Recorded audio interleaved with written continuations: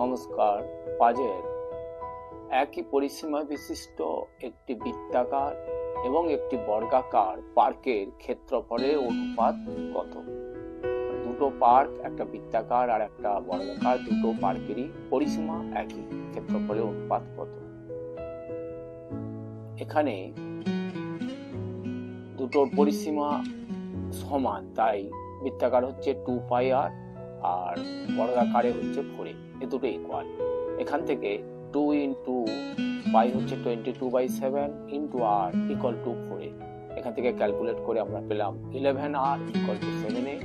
তাহলে r by a equal to 7/11।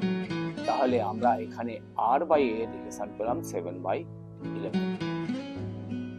এবার বৃত্তাকার এবং বর্গাকার পার্কের ক্ষেত্রফলের অনুপাত ফর্মুলা হচ্ছে পাই আর স্কোয়ার বৃত্তাকারের ক্ষেত্রফল বাই এ স্কোয়ার, স্কোয়ার হচ্ছে বর্গাকারের ক্ষেত্রফল, ইকুয়াল টু ভ্যালুটা যদি বসাই আমরা pi into r by a whole square.